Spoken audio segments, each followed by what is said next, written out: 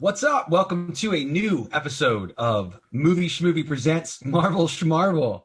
This is this is the third one, right? We got three in a row. Yeah. Yes. Wow, got the hat trick already. We did it so effortlessly, I guess. Why is that such a hard word to say? That is such a ripoff. I almost said effervescently. I don't even know that that's a word. We're doing that too. I don't know what happened. I just tweaked out there for a second. But yeah, man, good to see you guys. Happy we're recording this on the Saturday morning, the day after the new episode of WandaVision premiered on Disney Plus. How you guys doing today? Pretty good. Excited with the things that have happened over this in the show or in life or in both. In life and in the show, but mostly the show. It's good when life imitates the art that we're talking about. Good things, right? Absolutely. You know, this is the show where we get to offload all the Marvel conversation from our regular podcast. So this is a good time to mention that they revealed the title for the third Spider-Man movie, which is really only interesting news in the sense that Home has been in the name of the other two. And so a lot of people were speculating what would this one be. But it turns out No Way Home is the follow-up to, was it Far From Home?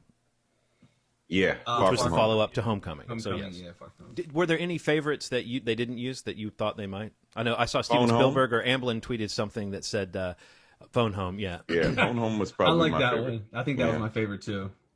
It was funny like how they all had their they were all releasing their tweets like with the fake titles, like the cast. Yeah. And if you guys saw those, like they were all kind of posting all these different things, and they had that video where they kind of revealed the real.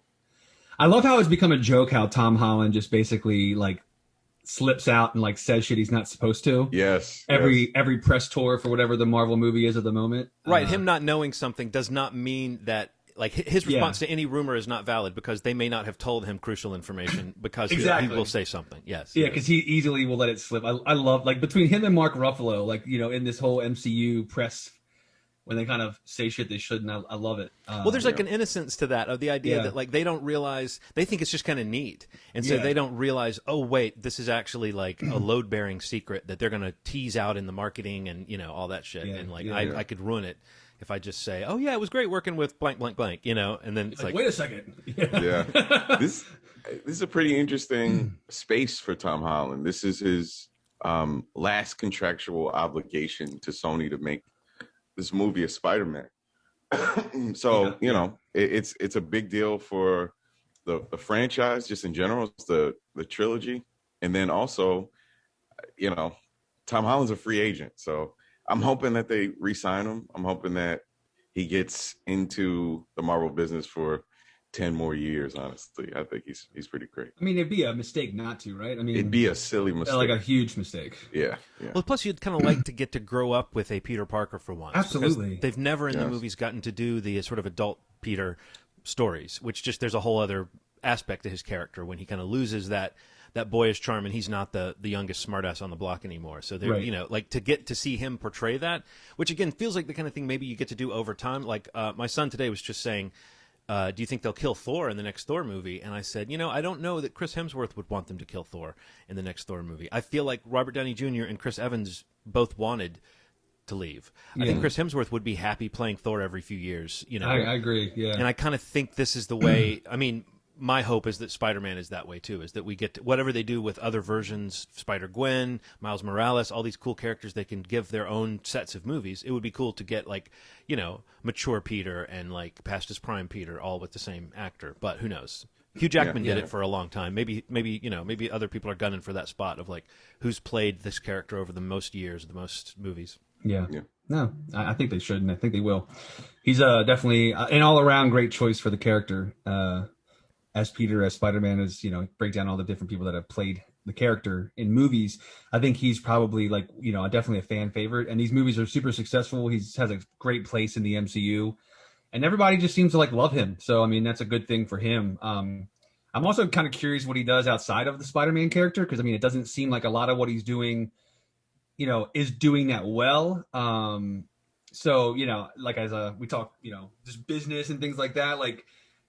As a brand, Tom Holland, I don't know why, he obviously said he would want to do more Spider-Man movies, because who wouldn't if you're making good money and people love you as the character. So it's like, it's definitely like at least like the safest bet for him, and it seems for Sony and Marvel to like keep going after this movie comes out. And I'm sure that there'll be some big announcement once it comes out that he'll be there for a long time. All right, so moving, the best of Yeah. So does anybody have any other news? Any Well, just that they Marvel got the stuff date. that came The up? date for Loki, I think, came out. What was it? June. Do you guys know what I'm talking about? The Loki series got a date. No, I didn't. Oh yeah, I didn't. did hear that. I did hear that. Let me see. I should have had this pulled up, but basically just going with what we were saying before about like kind of how each of these series June 11th premiere. So they're basically wrapping right around, maybe a week or two between the end of one into the next, but they kind of confirmed that that's going to be coming out the second week of June. So right after Falcon and Winter Soldier, which I think those are only 6 1-hour episodes. Yes, 6 1-hour episodes. So And roughly then- the same runtime as WandaVision, I think, in the end. Yeah. So, that'll get us through like a couple weeks before Loki comes out, get a little break, and then Loki. But yeah, so that's news. That's new news. That's the Marvel news. That's the Marvel news. So let's get into WandaVision episode 8. Yes. Previously on. Go somebody. It was all stare at each other. Well, Wanda was lured into Agnes's house. Agnes winds up being Agatha Harkness. The confession is done through a cool TV intro. Her kids are missing. Wanda's kids are missing, and she's been kind of taken into this space. And I guess from there, we're this new episode, we're trying to pick up the pieces, figure out what's going on, and we have, the episode starts with Agatha kind of explaining everything that happened, how it came to be. So the runtime was a little longer in this one, right? It was like 30. 40 something, right? 46, 40 something minutes. What did you think about what this episode was, and did it feel like a good follow-up to the last episode where we saw a great deal of reveals?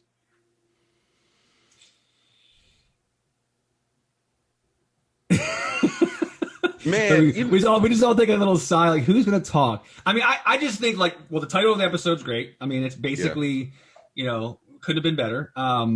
But yeah, I think it's just, I don't know. I feel like in general, the show's losing a little momentum for me. I think so too. If I'm just going to kind of sum it up, like, I did really enjoy, again, we've talked about it through this entire series of like just seeing more about Wanda, even the scenes, like, as children, kind of getting the understanding of, backfilling this information of like, why she loves the sitcoms and the Dick Van Dykes. You see the box that the father brings home, and it's like that's their time with one another in this war-torn country that they lived in growing up, and it's just like that kind of stuff is good. Like, I like that information just to have it, but as in terms of just driving this narrative forward, especially because it was a longer episode, just kind of going in more time and just basically going back into these flashbacks and seeing things that we've already seen, but getting more information from them.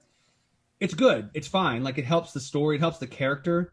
But I just feel like you were saying, like, the momentum, like we said last time, just coming off of episode 6 or 5 and 6, like, it just feels like the momentum of the show is kind of slowed down a little too much for me.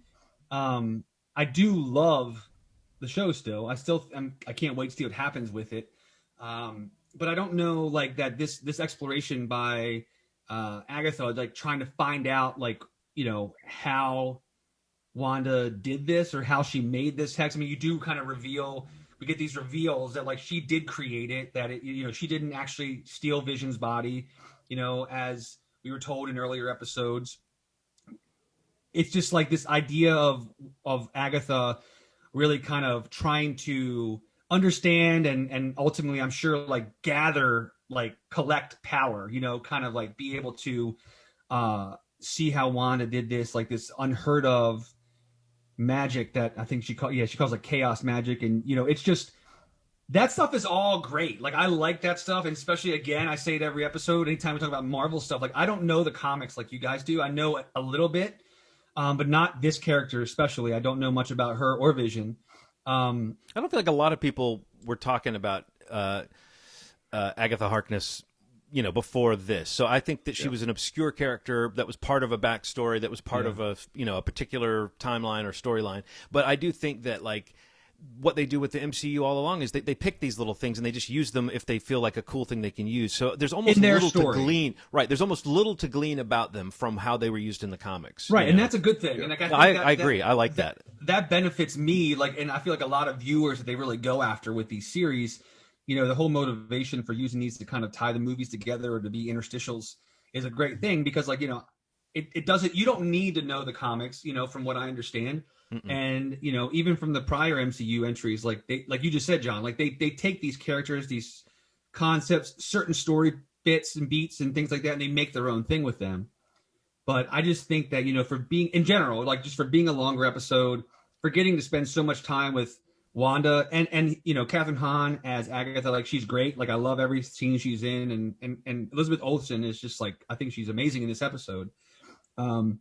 But it just kind of feels like everything kind of stopped again in this episode. And I think that's not great, especially for people that are like kind of in and out on the series as a whole. Like new watchers of the stuff of the series or new watchers of the MCU or trying to get into it.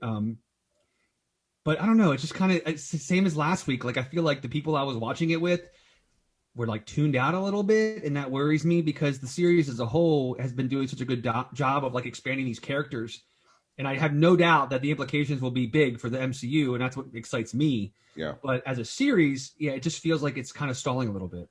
I have a couple thoughts as you guys are talking. One of the things is I think sometimes as viewers, we can all agree that we're all Marvel fans, right? Definitely. Something is very interesting, man. Marvel has gained this kind of sacred status in terms of talking bad about it. There's a couple people you don't talk bad about. You don't talk bad about Beyonce. You don't talk bad about Lady Gaga. You don't talk bad about Nicki Minaj. These are three people you just don't slander, especially on the internet.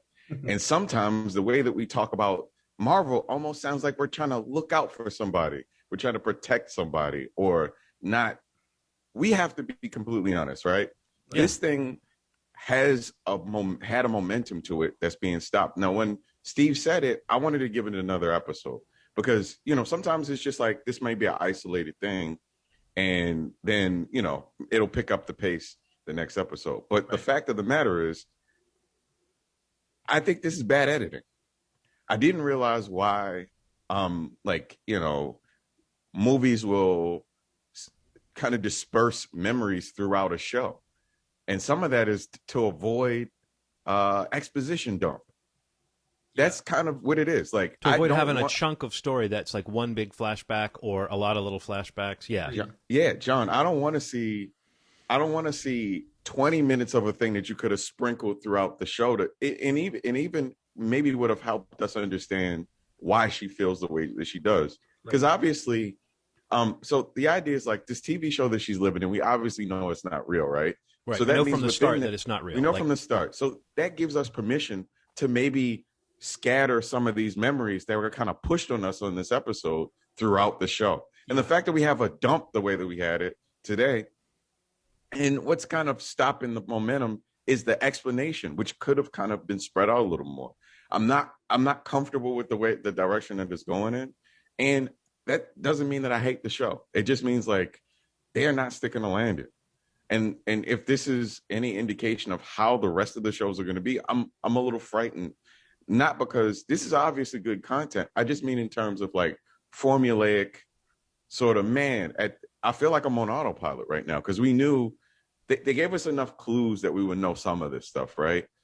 And it feels like nothing new is happening for me right now. I'm like, you know that she's Agatha Harkness. You know that some trauma has happened. You know that it had something to do with her family dying when she was younger. This has been explained like 10 times. I don't need to see it necessarily. I think some form of those flashbacks, each one was valuable. So I don't necessarily agree that you don't need to see it, but I do agree that this episode, like I said last time, that I was really worried after the last episode felt like a total loss. I mean, I think I even said that it felt like a loss of momentum and that it was the weakest episode of the series. It had cool stuff in it, but I feel like this episode was better to me than last week's, but it was not what you said about people kind of tuning out. It was also sort of scene for scene. I thought there was more value moment to moment in this one, strangely, than last week's, but I felt like the fact that it was one of the longer ones, it felt like you go, oh yeah, this is the one where we're going to get all the info, and next time is we're going to get all the fireworks, which again starts to make it feel like a more conventional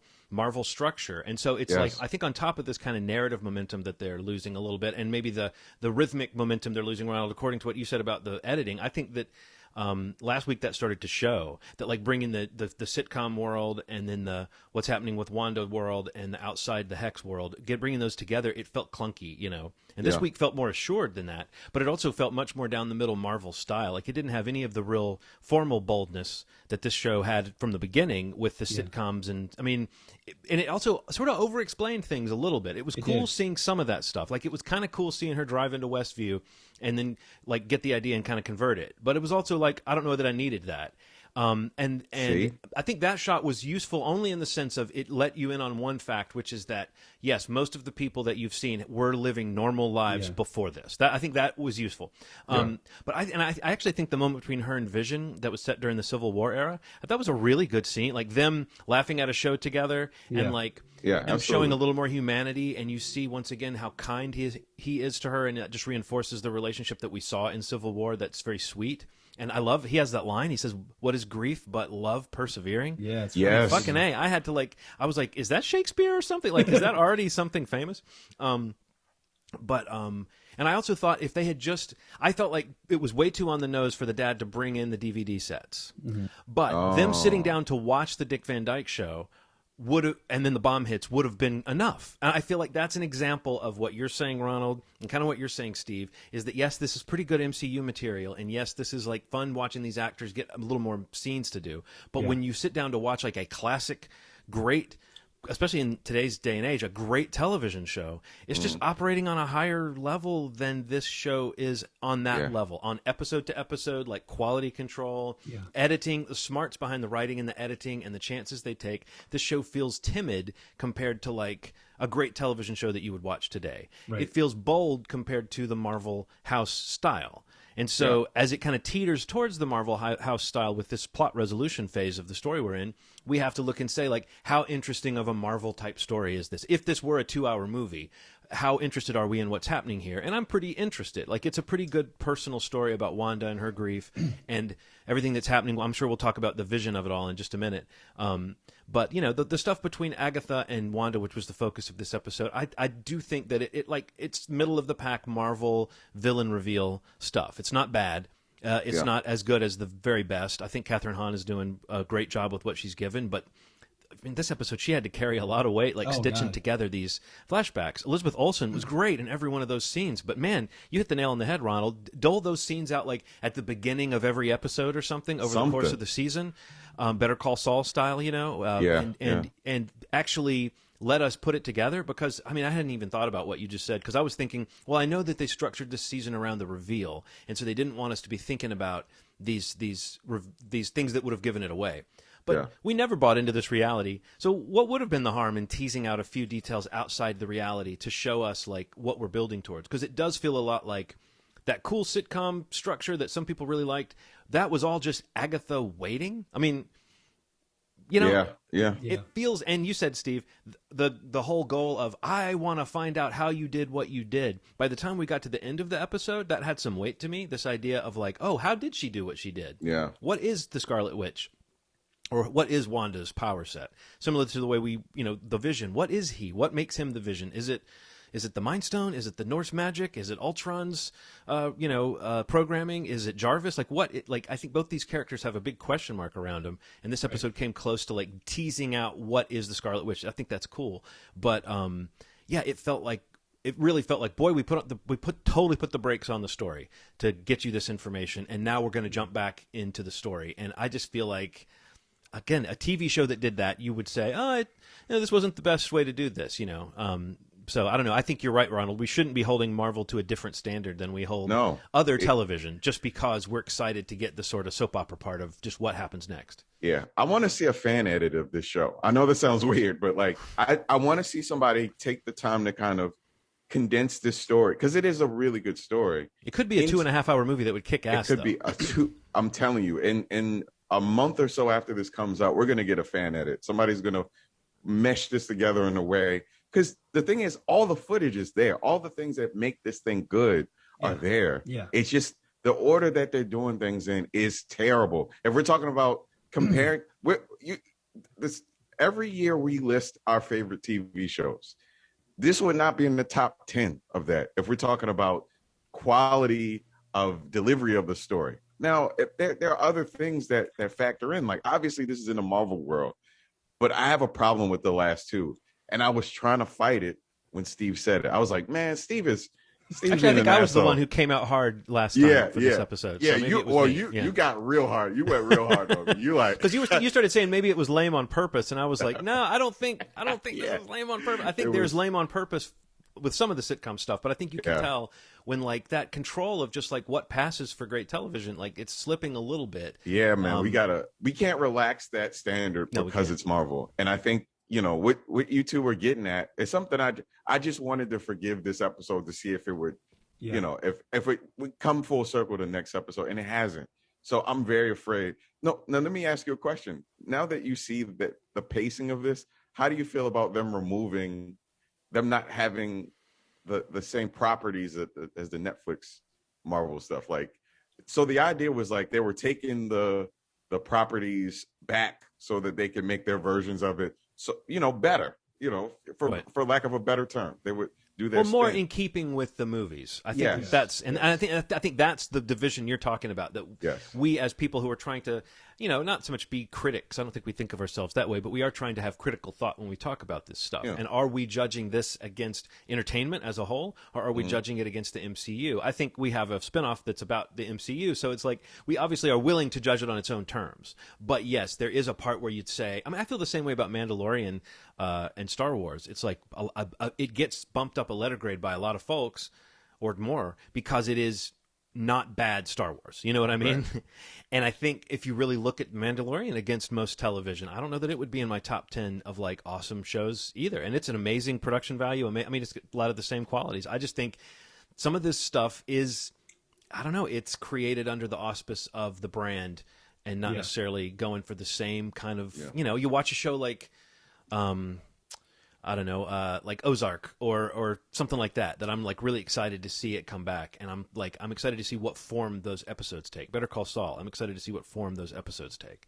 I don't know if this show has, I don't know that if these shows would ever have me in that kind of thing. So it's all the way down to how are they handling the characters? How are the jokes? How are the actors? I think that's one thing. Like Falcon and the Winter Soldier looks like a really self-assured action style with those performers in it. But if the story's not really cool, aren't we going to be sitting around 2 or 3 hours into that going the same feeling? Like, okay, this is Marvel padding out time and revealing plot details that might be important to the future. And again, it's cool that they can do that. It's just, yes, are we watching a television show, or are we watching a piece of branding? And I think that that question, obviously WandaVision is its own little thing, and it's dealing with a character's grief over 6 hours, and that's not something you normally get to do. So I do think it still exists as a special thing. And I think what I'm saying about the last 2 episodes is that they were not as good to mediocre. I don't know that I'm as worried about the show being shitty as you seem to be, Ronald. I just kind of feel like it felt like a special thing, and now it's kind of feeling more like it might be that it was really just the shape it took that was special, and that what it's actually trying to do is more comic book soap opera stuff, which is kind of what we knew all along, I guess. That's the reveal, is that we believed. So let's talk about Vision. We haven't really mentioned him much, but this episode really dealt a lot, I think, with head-on with the existence of Vision and what he is, and it answered some questions. Like you mentioned, Steve, that we were led to believe before that Wanda had stolen the Vision. And that was, of course, it came out of the mouth of a character that we don't find trustworthy. But I find it slightly annoying that the reveal is, no, that's not true. And it's like, well, we didn't have any reason to doubt that was true because we saw the video footage. That's another thing I think they could have teased out a little bit more with, like, did Wanda really steal? Because it was like a little bit in this one. It's like, oh, no, she didn't do that. I don't know. It just was something that it was a cool reveal in that scene. But to me, that felt like another thing that, to your point, Ronald, about the flashbacks being teased out over the season, that might have hit me more if they had not dumped all this info in one big episode. But it was kind of cool seeing the moment where she figures out that what's there at Sword laying on the table is not Vision anymore. Yeah, yeah. It's interesting. So the reveal is that she took the body. Well, she didn't take the body. Well, she didn't take the body. I'm so sorry. She walked away Yeah. and then constructed him. How do you feel? I mean, you were kind of talking about that. What does that mean in terms of like, what is he if he came totally from her magic? Like, is he just a Yeah. construct of her subconscious, or did she actually bring some version of him? Because you notice the energy she used to create him. You saw her red magic, but you also saw like yellow kind of Mind Stone energy, and she was sort of leveled up by the Mind Stone when she was held prisoner by Hydra, right? Tesseract, yeah. So it's like that wasn't the Tesseract, that was the Mind Stone. Oh, the Mind Stone. Mind Stone was the thing in Loki's scepter, which is blue in Oh, his right, scepter, right. but it's yellow outside of it. Anyway, Oh. but it's That's also right, the same that's right. stone that was used to create Vision. So they're kind of linked by the energy of the Mind Stone. So I guess she was just using some of that power. Yeah. But it's still not clear to me.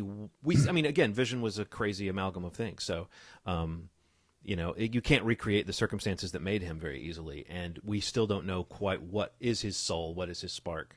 But yeah, that changes things for me to think that Vision was not really a character in a weird way. I always feel slightly ripped off. But what do you guys feel about that? Am I overthinking it to think that we haven't been watching Vision this season at all? Well, I think it's a good point, only because a part of the whole story that we are on with Vision really is that he's becoming aware Yeah. of something not being right. Whether it's his existence or the people around him, and the fact that he's doing all the touching and people are snapping out of the this spell that they're under. So it's it makes you the implications of that, that it's not actually some recreated version of his physical form. It's something that she completely conjured. It's just it makes you, I definitely wonder, what does that actually mean then? How did he come to be aware enough outside of her control that he could try to figure out what's going on? You know what I mean? Yeah. Doesn't Agatha say something to the effect that you being able to create Vision and your kids, this is something new or this is something special? Wasn't there some intimation of that? In towards this the episode? end, yeah, I think towards the end she says that. But I mean, out of nothing, she says something about that power.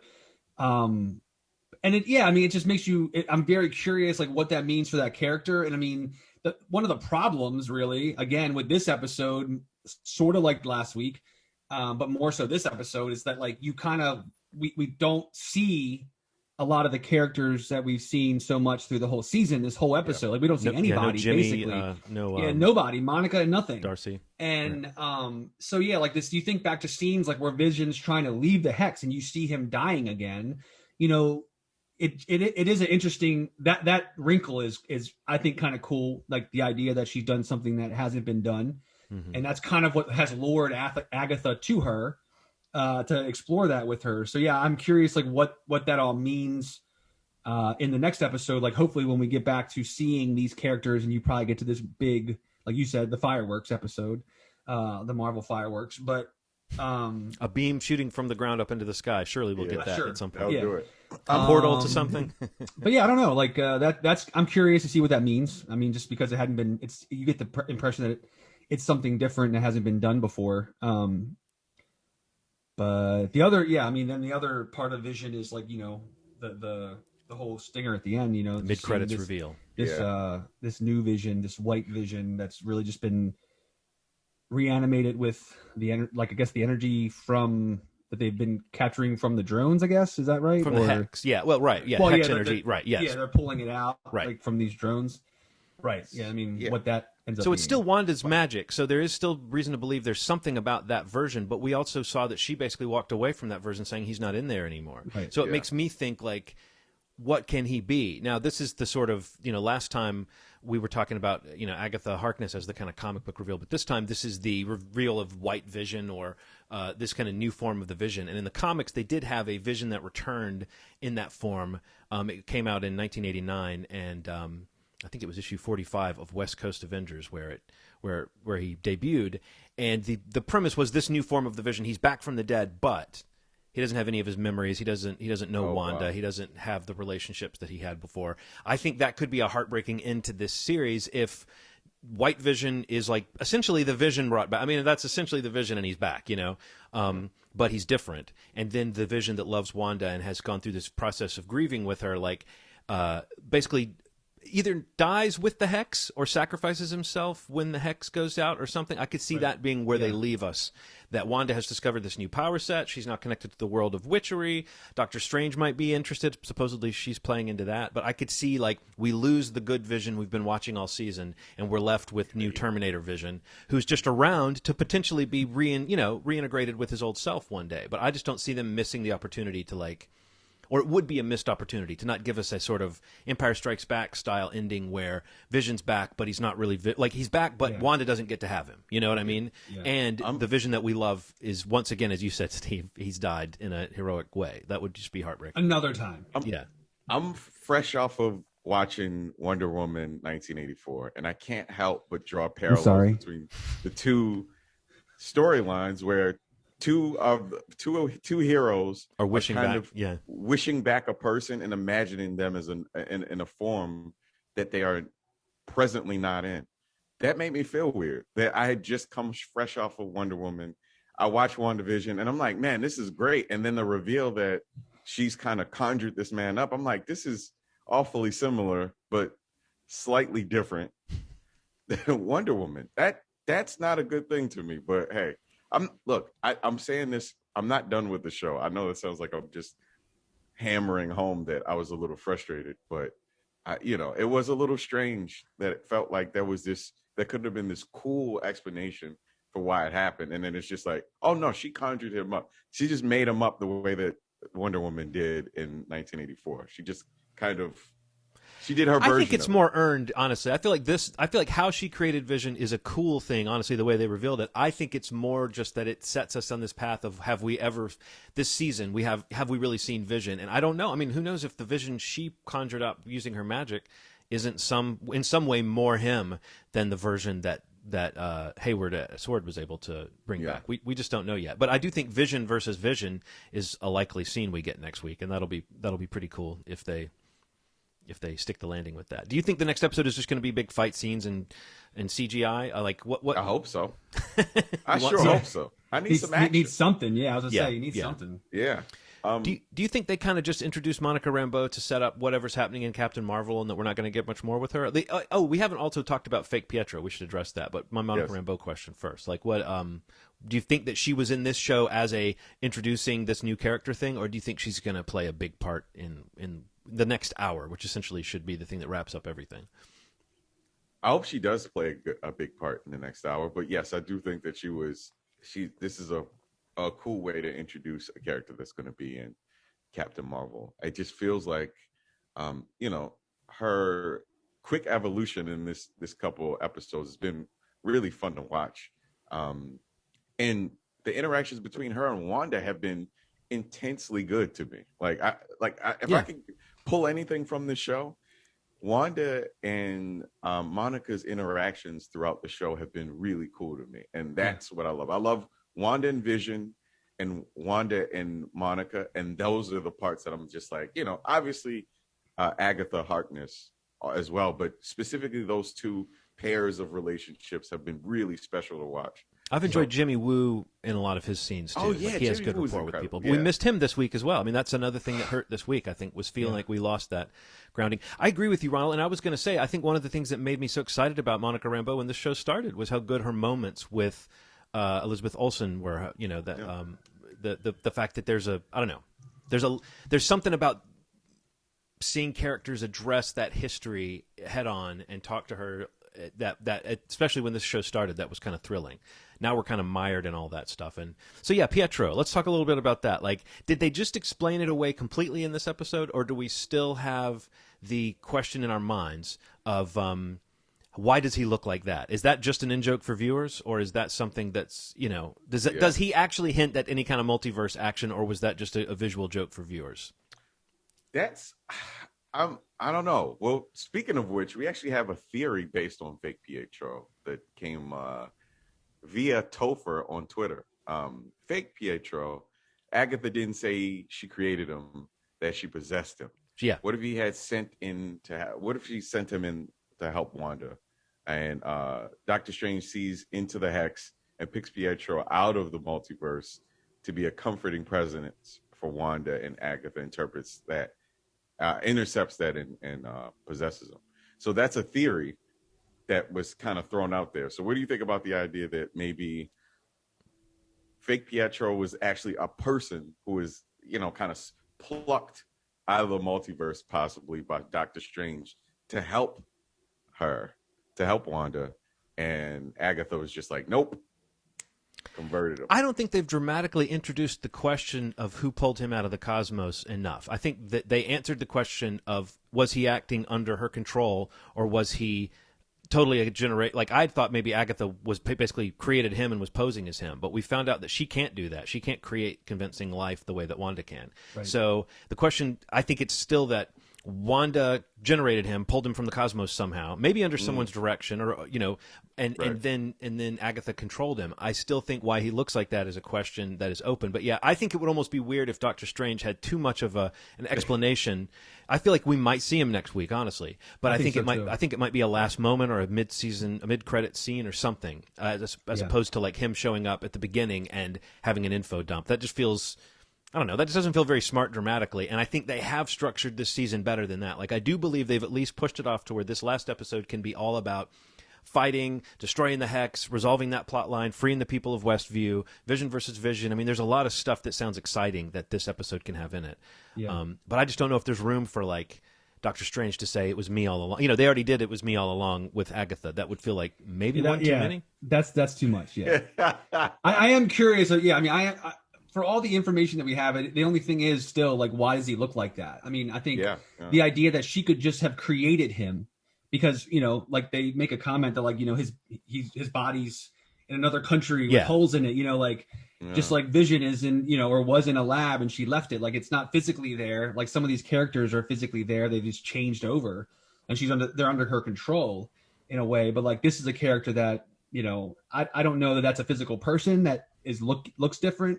Or if it is something where she, like, created him, like she created Vision again, or something like that, and it's just like when that kind of character was needed in the story, like it happened, and then Agatha's kind of controlling him. But yeah, why does he look like Evan Peters? Is that just like like you're saying, is that just like a wink? Like, hey, look at that, it's funny, right? Like, maybe she messed up, because whatever reason, but I don't know if they'll explain that in the next episode or not, but they could be setting something up down the road too, for all we know. They could be saying, like, eventually they're going to ask this question, but it's starting to remind me of Lost, where, like, a question that everyone should be asking right now, they may answer it later, but they kind of need somebody to say right now, like, but wait then, why does he look different, and it could be like something, it kind of going with the whole multiverse, just the idea that if she was, like, creating him, again, like with this chaos magic in some way, if she somehow, mixed these two versions of Pietro together, like the version that lived in her universe, in the one that we saw in the MCU and the one that exists in the X-Men universe, like somehow they got mixed together. Yeah. That is, I guess, a possible explanation, and then just still controlled by Agatha in the Hex. But I have a question kind of related to that. So Amanda asked, have they ever indicated who Jimmy Woo's witness is in Westview? What if Pietro is the witness somehow? No, the person that's in Westview. Remember, Jimmy said he had a guy in Westview, a witness. Oh, I don't remember that. No, what episode was that in? He kind of said it in passing earlier in the season that he had someone on the inside. Oh yeah, like when Monica meets up with him. Yes. Yeah. So have they said that? I mean, again, I feel like they would linger on something like that or come back to it to make us not forget. But yeah, that would be sloppy writing if they mentioned it once and then it's going to be a major plot point. But at least it would be like him saying, "I told you I had a guy." Again, I think that's the kind of gag that plays really well in a movie, but that we're supposed to remember that many episodes back. I just don't know. I mean, there's a lot of things that sound possible at this point. Yeah. So that that could be the kind of thing they do to wrap it up, because I really do expect the next episode to feel like the last 45 minutes of one of their movies. Totally. They've set the characters that, like, the chessboard is set for a movie style conflagration of characters. Yeah. And the only thing they're going to have to overcome, in my opinion, is that if we'd known all along that what we were watching was just Agatha Harkness watching and waiting to find out what the true story of Scarlet Witch is, it would feel like, why would you spend the first half of your movie with something that it's almost wiped out the second they start having a conversation? Because now it's like, none of that was real, and I was only hanging around letting you do all that to see if you would reveal it on your own. I feel like you can't probe too hard into why the show was structured the way it was, even though that was the thing that was most exciting about it in the beginning. What were the responses to our poll last time? Did we get any? Did we get enough reaction to even talk about it? About which decade of sitcoms was your favorite? Oh yeah, we had 11 votes. Come on, folks. 36% of the people said the 50s and 60s were one. No votes for 70s, 80s. 90s got 36.4%. And we got 27.3 for the 2000s. So nobody wants to be in the 70s or 80s for some reason. Is it the bell? So the 90s was the squeaker? It won by a squeak from the 50s. So the 90s and the 50s are tied at 36.4. Okay, that bears out. I would say that I think the same way. Like that, those would be the two I would be choosing between, honestly. Like, I think my favorite episode might have been the Halloween episode, and so I'm partial to that 90s incarnation. But those 50s and 60s episodes were really extremely well done with regards to how well they were capturing, like, the way things were shot, even the way effects would have been done in the 50s and 60s. They used it, so. Yeah. I honestly, as a black person, cannot wish myself back to the 50s. No, you cannot. No, you cannot. I love the aesthetic, but I would never be like, hey, man, I want to go back when the civil rights movement was going. Nah. So there's been allusion to a giant star coming that, or at least somebody that Paul Bettany said he's always wanted to work opposite this actor. Is he making a joke about acting opposite himself? Or is maybe somebody huge going to show up that's not like an MCU character? Because I don't think there's anybody that he would say that about, that he has, like Doctor Strange. He's worked with Benedict Cumberbatch. Right. My only thought was, and it wasn't Dick Van Dyke involved in some way with this show? Like, didn't they have him come on as a consultant, and they talked about that in the news, like that he helped consult? So would it have been hard to shoot a scene where Dick Van Dyke pops up and, like, if we are talking about breaking reality for Wanda and getting her back in the real world, couldn't Dick Van Dyke somehow play a part in that? I'm just that'd be interesting. Anyway, so that's a thought I had, but it could easily be that Paul Bettany is just talking about, making a sly joke about getting to play opposite himself. So yeah. So we'll see, man. We have a lot of questions. I feel like we came in with more questions than we had answers, which is very, very frustrating as a viewer. But look, I have faith that Marvel's going to try to tie this thing up in a cool way, or at least enough to hold us to the next show that comes on. So, right, which is, again, back to what we were saying. We'd be judging it then on just, give me some more of that Marvel fix, and not like, this is a great show. I still think it's open to end this season saying this was a pretty darn good show. Yeah. But how they handle things next week is what's going to decide between, is this kind of a mishmash, or is this actually an improvement on the, as you said, Ronald, very good point, the non-quote-unquote MCU Marvel television shows that a lot of people liked and that had a certain feel to them, that whatever you want to say about it, at least it was a little different from the movie, the feel of the movies. It was more street level and more like, I don't know, late-night cable from the 90s. Dang, so there we go. All right. Episode gone and past, and we have a lot of questions that hopefully will be answered. We can do a poll this time? Yeah. What do you want the poll to be? What are you thinking?